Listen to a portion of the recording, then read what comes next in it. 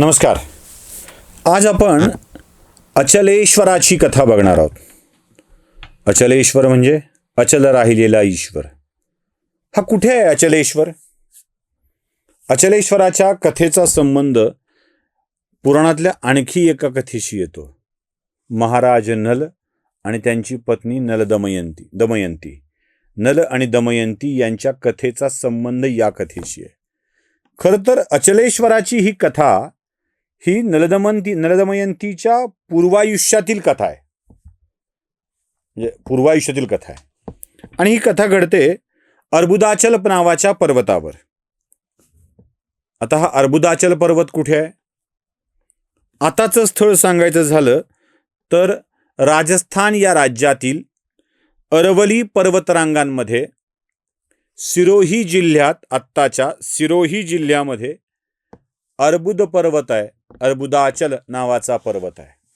आणि या पर्वताचं आताचं नाव आहे अबू, ज्याला आपण माउंट अबू या नावाने आत्ता ओळखतो. आणि या माउंट अबूच्या पर्वतरांगेमध्ये तुम्हाला आता अचलगड नावाचा पर्वत आहे. आताही तो पर्वत अस्तित्वात आहे, अचलगड नावाचा. ज्या अचलगड या जे किल्ल्याची स्थापना साधारण इसवी सन 1452 या काळामध्ये महाराणा कुंभ यांनी केलेली होती अचलगडाची. आजही तिथे अचलगड आहे. आणि तिथेच अचलेश्वराचं मंदिर आहे. या अचलेश्वराच्या मंदिराचं वैशिष्ट्य सुद्धा तुम्हाला मी सांगून ठेवतो. इथे शिवलिंग म्हणून अंगठा म्हणतात, हाताचा अंगठा. आणि या शिवलिंगाचं वैशिष्ट्य असं आहे की ते दिवसात 3 वेळेला रंग बदलतं अचलेश्वराचं. सकाळच्या वेळी त्या शिवलिंगाचा रंग लाल दिसतो, दुपारच्या वेळी त्या शिवलिंगाचा रंग केशरी दिसतो, भगवा दिसतो, आणि संध्याकाळच्या वेळी ते शिवलिंग सावळ्या रंगाचं होतं. इतकं त्याचं वेगळं वैशिष्ट्य आहे. आता हे अचलेश्वर मंदिर कुठे आहे, अर्बुदाचल कुठे आहे, हे सगळं आता तुम्हाला कळलं असेल. आणि पुन्हा मी सांगून ठेवतो, हे स्थळ मी का सांगतो. म्हणजे उगाच तुम्हाला कथा सांगता सांगता या स्थळांची माहिती का द्यावी. पुन्हा तिथे 1452 साली अचलगड नावाचा गड स्थापन केला, तो महाराणा कुंभानी स्थापन केला, असं मी का सांगतो. त्याचं कारण आहे मित्र. आपल्या धर्मात, पुराणात असलेली स्थळं ही नावं बदलून आजही अस्तित्वात आहेत. पुन्हा पुन्हा ते सांगावं लागतं. आजही नावं बदलून अस्तित्वात आहेत. अगदी मुक्ताईची कथा जी मी सांगतोय ना, त्यातलं चांगदेव नावाचं गाव सुद्धा आज अस्तित्वात आहे. म्हणजे मुक्ताईनगरपासून, जळगाव जिल्ह्यातल्या मुक्ताईनगरपासून मध्य प्रदेश आणि महाराष्ट्राच्या सीमेवरती हे गाव 17-18 किलोमीटरवर असेल मुक्ताईनगरपासून. तिथून पुढे एक 10-20 किलोमीटरनी सरळ मध्य प्रदेशच सुरू होतो. आजही ही गावं अस्तित्वात आहेत. आजही ही गावं अस्तित्वात आहेत.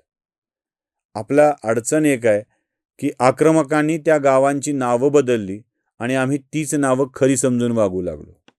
आम्हाला कल्पनाच नाही. आणि प्रसंगोत्पात आम्हाला या गावाच्या नावाची आठवण होते. कोणीतरी सांगितलं, अरे हे आहे का ते, असं वाटू लागतं. आणि आम्ही ते विसरून जातो. आमचा धर्म, आमच्या कथा, आमचा देव, देवाने घडवलेल्या गोष्टी या सगळ्या खोट्या वाटू लागतात. म्हणून या सगळ्या गोष्टींची पुन्हा पुन्हा जाणीव करून देणं आवश्यक आहे. हा अर्बुदाचल पर्वत, जो आता माउंट अबू या नावाने ओळखला जातो, तिथला तो अचलेश्वराचं मंदिर, हे सगळं आम्ही एकदा जाऊन बघितलं पाहिजे. आणि आपण जाऊन बघून जमणार नाही, अनेकांना जायला भाग पाडलं पाहिजे. आपल्याकडचे शिवकथा सांगणारी सगळी महाराज लोक भक्तिभावाने कथा सांगतात, भक्तिभावाने कथा सांगतात. पण त्या भक्ती आणि भावाच्या मध्ये आजही माझा देव तिथे अस्तित्वात आहे आणि त्याच्याकडं मी साकडं घालायला गेलो तर मला तो माझ्या मनातल्या इच्छा पूर्ण करणारा असू शकेल. हे सांगताना तिथे जा हे सांगत नाहीत, ही खरी खंत आहे. ते सांगितलं गेलं पाहिजे.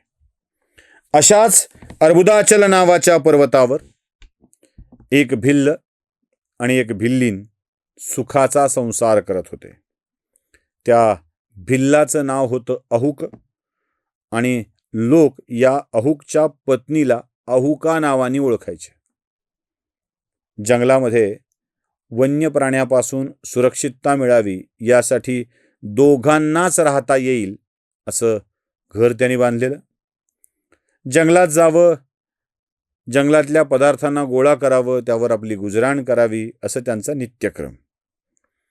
आणि हे करत असताना या दोघांचंही वैशिष्ट्य असं होतं की हे प्रचंड मोठे शिवभक्त होते.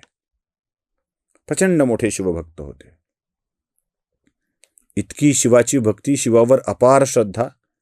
आपल्या आयुष्यात जे काही चांगलं होतंय, भलं होतंय ते शिवाच्या मुळंच होतंय असा त्यांच्या मनातला प्रचंड विश्वास. आणि या विश्वासावर ते सतत काम करत होते. एके दिवशी एक यतिपुरुष संन्यासी त्या जंगलात आला आणि जंगलात शिवाचं नाव घेत चाललेला तो संन्यासी, ओम नमः शिवायचा जप, बंभोलेचं नाव, त्याला बघून या अहुकला वाटलं की या साधू पुरुषाला जंगलातून पार करून देणं आपलं कर्तव्य आहे. आणि तो म्हणाला, हे महाराज, आपण या जंगलात नौखे दिसताय. म्हणले, हो, मला पुढे जायचं आहे. ठीक आहे, मी तुम्हाला मदत करतो, पण जंगल मोठं भयंकर आहे, वन्य श्वापद असतात, रात्रीच्या वेळेला तर खूप त्रास देतात. ते म्हणाले, मग एक काम कर ना, तुझ्या घरी राहू दे ना मला.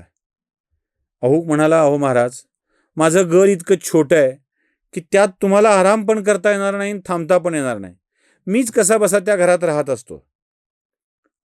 यती, तो संन्यासी निराश झाला आणि परत निघू लागला. आता परत जाता या अहुकची पत्नी घरात होती, अहुका, ती बाहेर आली. ती म्हणाली, थांबा महाराज. आपल्या पतीला म्हणाली, पतिदेव, दारी आलेल्या पाहुण्याला असं रिकाम्या हाताने निराश करून पाठवून देणं योग्य नाही. बरं, आता रात्र होऊ लागली आहे आणि अशा रात्री आपल्या पाहुण्याला बाहेर पाठवून देऊन त्यांच्या जीवाला धोका निर्माण करणं योग्य होणार नाही. मग आपण थांबून घेऊ नये ना इथे. अगं पण कसं करू, काहीतरी आपण एक काम करू, त्यांना आराम करा म्हणून आपण बाहेर थांबू. तो म्हणाला, असं नाही, पत्नीला त्रास देऊन काही करणं मला योग्य वाटत नाही. मग तो संन्यासी म्हणाला, एक काम करा, तुमच्या घराच्या बाजूच्या कोपऱ्यात मी बसतो रात्रभर, तुमची शस्त्र मला द्या, तुम्ही दोघं आत झोपा, शस्त्रामुळे मलाही सुविधा होईल. तो म्हणाला, नाही, असं नाही करणार, आम्ही दोघांनी आराम करावा आणि आधी तिनं बाहेर आमचं रक्षण करत थांबावं, हे काही योग्य होणार नाही, असं करणं बरोबर नाही. मग 2 क्षण अहुकने विचार केला, हा संन्यासी आहे, चांगला वाटतोय, त्याला सांगावं की तू आज झोप, माझी पत्नीही आतच थांबेल आणि मला सवय आहे जंगलात रक्षण करण्याची, मी थांबतो. संन्याशाला विचारलं, म्हणाला, असं चालेल? संन्याशी म्हणाला, मला हरकत नाही, तू स्वतःचं रक्षण करू शकत असेल तर हरकत नाही. मग संन्याशी, अहुकची पत्नी अहुका त्या दारात तिथे थांबले आणि हा आपल्या शस्त्राला घेऊन दारामध्ये थांबलेला. प्राणी आले की त्यांना भाल्यानी बाणांनी हाकलून लावावं असं त्याचं सगळं चालू. पण त्या रात्री काही विचित्रच घडणार होतं. याच्या शस्त्रापेक्षाही आणि शक्तीपेक्षाही भयंकर प्राणी याच्यावर चाल करून आले. भयंकर प्राणी. याला एका प्राण्याने अलगद पकडला, बाजूला नेला आणि सगळ्या प्राण्यांनी मिळून याचा फडशा पाडला. हे दोघं झोपलेले, यांना पत्ताच नाही. सकाळी बाहेर येऊन बघतात, तो भिल्ल संपलेला, गेलेला. पत्नी विलाप करू लागली. यती शांतपणे तिच्याकडे पाहतोय. ती म्हणाली की हे काय घडलं, माझा पती आता गेलाय. मग मीही पतीपाठोपाठ जीव सोडावा हाच धर्म सांगतो, कारण त्याच्याशिवाय या जंगलात जगणं मला अवघड आहे. त्यापेक्षा मी गेलेली बरी. बघा त्याच्या सोबत जाण्याची वृत्ती कशी येते. त्याच्याशिवाय या महाभयंकर जंगलात जगणं अवघड आहे. कुठल्या तरी हिंस्त्र प्राण्याची शिकार होण्यापेक्षा त्याच्या सोबतच चितेवर मी गेले तर जास्त बरं ना. ती असा विचार करते आहे आणि या विचारानंतर तिनं पतीच्या देहाला अग्नी देण्यासाठी जे काष्ट गोळा केलेत त्यावर स्वतःला झोकून द्यायचं ठरवलंय. आणि तेवढ्यात ते यती आपल्या मूळ रूपात प्रकटतात. ते म्हणतात, मी तुमच्या दोघांच्याही भक्तीने अतिथीच्या सेवेने प्रसन्न झालो आहे आणि या प्रसन्नतेचा तुम्हा दोघांनाही आयुष्य मिळेल, चांगलं आयुष्य मिळेल. लक्षात ठेवा, पुढच्या जन्मी तुम्हाला मी स्वतः तुमच्या मिलनासाठी मदत करीन. त्यावेळी हंसाचं रूप घेऊन मी येईल. तू दमयंती नावाने या जगात जन्माला येशील आणि तो नल नावाने या जगात जन्माला येईल.